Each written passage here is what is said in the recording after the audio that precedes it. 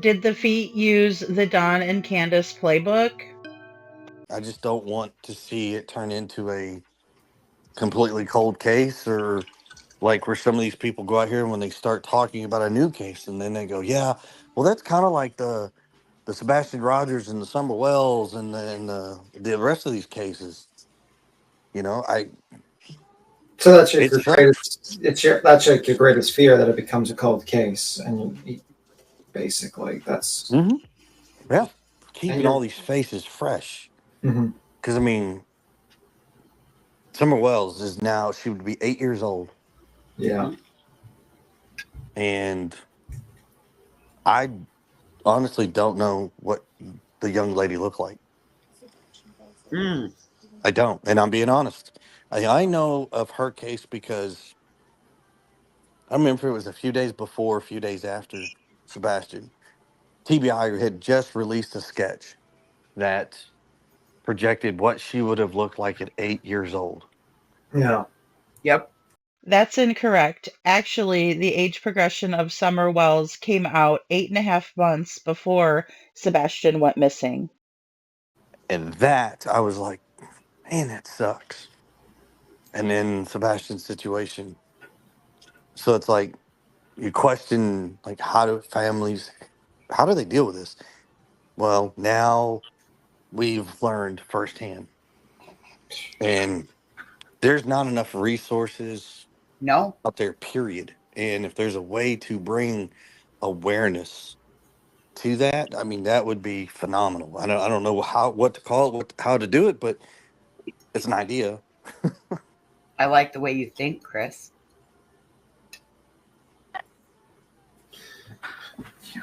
So I don't know. I had parents that raised me right, I guess. Mm-hmm. Sebastian Rogers' case is Summer Wells 2.0.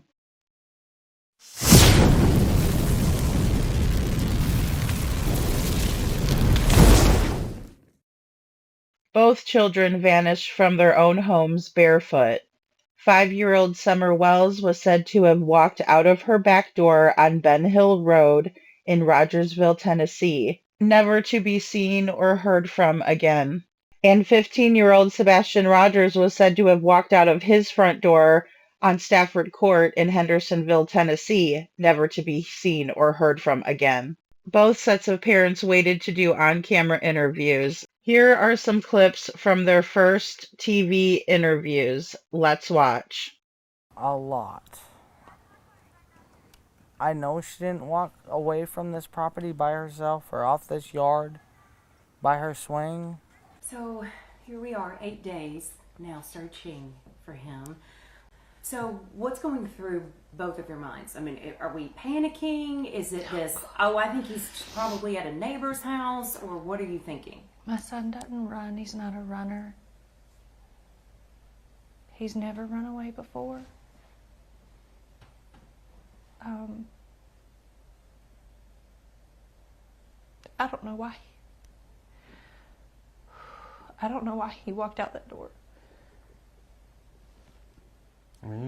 I feel in my heart that somebody has came up here and took her, has lured her away from here.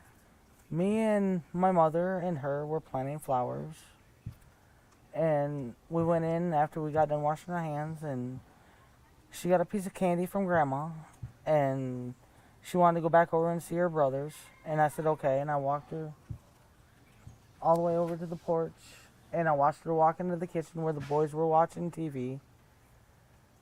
And I told the boys, I said, watch Summer, I'll be back. And within 2 minutes I came back, and I asked the boys where their sister was, and they said, she went downstairs, Mom, to play with her toys in the playroom. I said, okay. And I yelled downstairs for her a couple times, and I didn't get no answer, which was unusual because usually she always answers me. And so I went down there to check, and she was nowhere in sight. She was just gone. I don't go on walks. That Sunday night that he went missing. So kind of just walk us through that night. We were out and about that day. We were having a really good weekend. We got home. Everything was pretty normal. He was playing in his room. When I told him to go to bed, he did. He said, "Good night, Mom, I love you." Said goodnight to his puppies. A little bit later, I wound up going to bed, and when I woke him up for school, he wasn't there. When do you normally wake up? Around 6 o'clock? 6. So were you instantly thinking something's wrong, or were you like, he may just be already in the shower? I took a second and walked through the house looking for him in case he'd gotten up and was trying to get breakfast or something, because he did that sometimes. About 3 minutes in, give or take, I was on the phone with my husband. I said, "I can't find him." He said, "What do you mean you can't find him?" I said, "He's not in the house."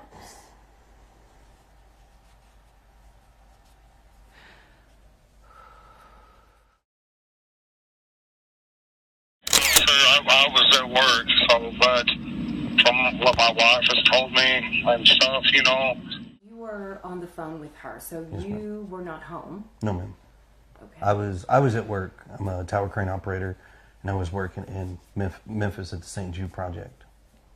So it's, I have an earpiece in that talks to my phone. I have another earpiece in that does the radios. So when she was talking to me, it was like, what? I was confused. We talked about where he could possibly be, and then we went from there and led to calling the cops, and here we are now. Her and her mother and Summer were planting flowers by her grandma's trailer, which is about 20 feet from the house there, real close to the house. And Summer all of a sudden said, "Mom, I want to go in the house." Because she loved to be outside all the time. And that was her, unfortunately, her downfall. 'Cause a lot of times the boys would be inside and we'd be like, "Where's Summer? Why'd you leave her out there alone? Go get Summer now." And that's happened over and over again. And we'd come out and she would always be close by, but we was always coming up. She had to be outside. She was an outdoor person. And She loved to be outside. Yep. So she said fine, and her brothers were in there watching YouTube. And so she watched her walk in the door and went in there, and then she went in there, and her brother said that she was going to go downstairs and play with her toys.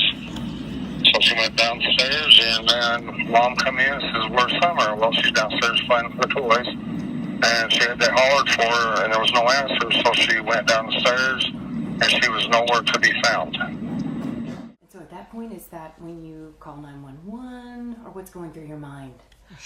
While we were on the phone, and I was like, is he on the other side of the bed? The normal places he may be in the house, and he wasn't. So I was like, okay, well, hold on a minute. And immediately after that, we called the sheriff's department and made the report. I ran all over the house, outside, inside. I looked in every closet. Within minutes, they were here. They responded within minutes, and here we go. She went out the basement door. The door was unlocked, but she's never left the area. She might be on the other side of the house, because I went out there before and called for her, and she come out from behind the house, because she just has to be outside. She's an outside type of person, So this big question mark, he's vanished. Yes, ma'am. And no one can figure out where or why.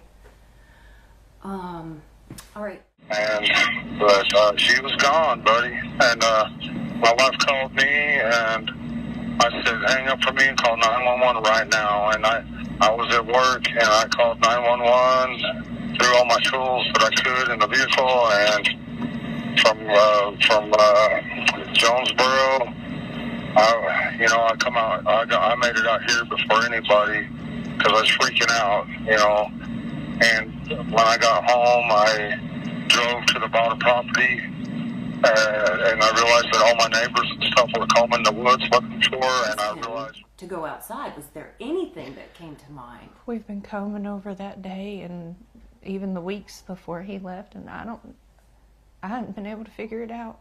And I realized right then and there that she was not there. I knew right then and there that she was gone. And within minutes, they're there at the home. Yes, ma'am. It was rapid fire. They had cars. They They had lined cars from here down to the main road, as far as I could tell. One of Summer's favorite songs was Godzilla, and they say, you know, and they're jumping all over me about past tense was, you know, well, I'm sorry about that. It's just.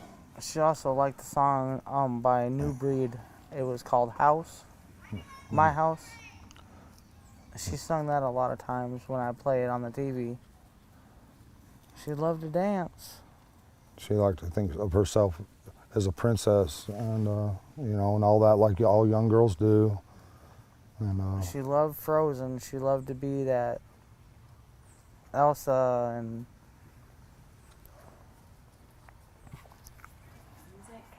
Oh, he loves music. An eclectic taste. An eclectic. I mean, from, as everybody knows, Eye of the Tiger to Eddie Vedder. Oh yeah. Oh yeah. So we got Pearl Jam on one hand, we've got Survivor on the other over here, we've got Taylor Swift, and he's got a big crush on her. Wow. Yeah. I mean, country, rock, no classic. hip hop. We don't allow the hip hop. Well, he doesn't really Well, I get say into it rap and anyways. things. You mentioned yeah, there's always going to be haters, you know, and you were saying that there are a lot of people who are harassing both of you. What of any of that do you want to address? What do you want to say to any of these people? Just that you don't know, and I don't wish you to ever know. And I'm sorry that you guys feel that way, but that's my baby, and nobody would ever treat her like that as long as I was around, ever. you know, it's always going to be that way in this world, and we just want to focus on the good friends and Christian people that are trying to help us and praying for us and praying for Summer. What do you all want to say to the community? Thank you. With everything from the bottom of our hearts. I would not have imagined how far this has gotten, but there's no way to repay the gratitude, the love that we have felt from the community, the prayers. But thank you. But from the don't bottom of our stop hearts. looking. Yeah, please. My son is somewhere. This ain't over until he's home.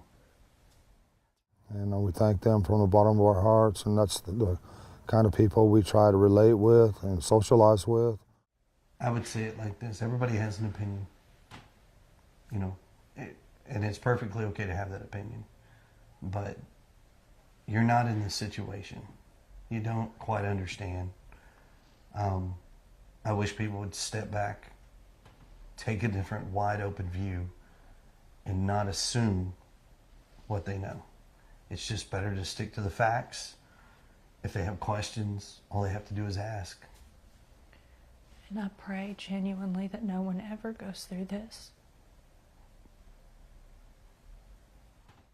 I'm sorry that you feel this way about us, but we love our children with everything we have. We've never went without, thanks to Summer's daddy and my husband.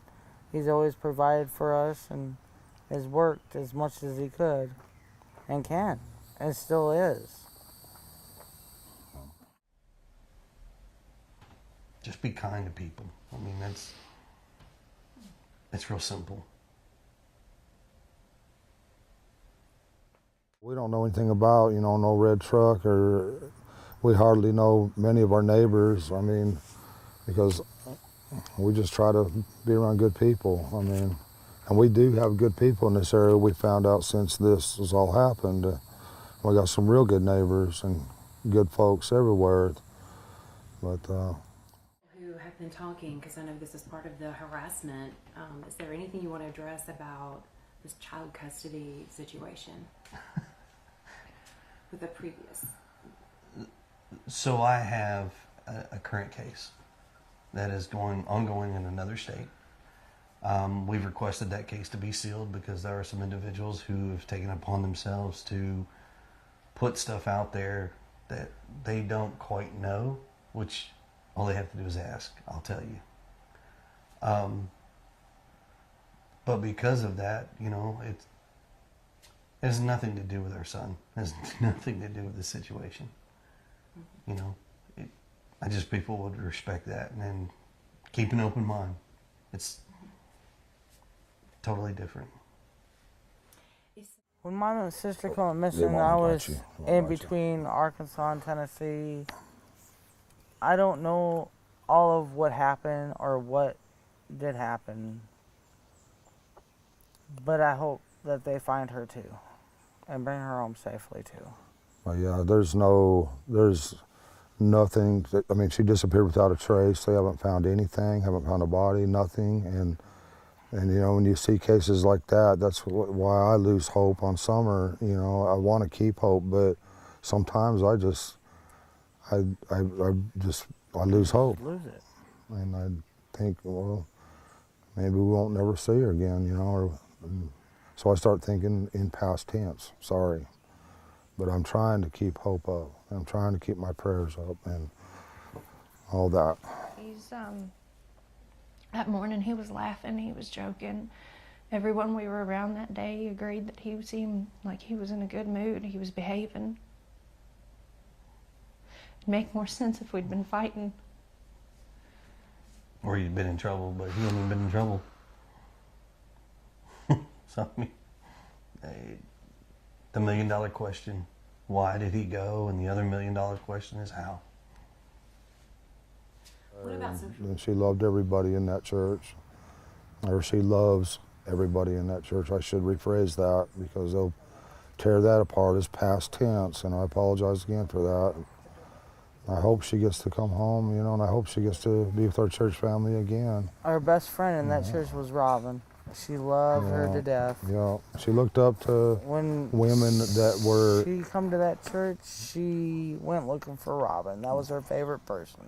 Let's deep dive into these and many more comparisons like CPS involvement, alcohol, toxic male role model, domestic V, and much more. Let's also explore how money, influence, and power played a role in these cases. There is also a lot of unconscious bias that goes on in the beginning of the Sebastian Rogers case that I would like to contrast with what we saw with Candus and Dawn. One stark contrast between Summer and Sebastian's cases is the fact that Summer doesn't have a Seth. Summer doesn't have an advocate. Summer has no one looking for her besides us. Summer doesn't have a hero for a dad who looks for her, who goes to the ends of the earth to find her. She doesn't have Dog the Bounty Hunter, but she does have us. So please spread awareness about Summer Moon Utah Wells and add her to your prayer list.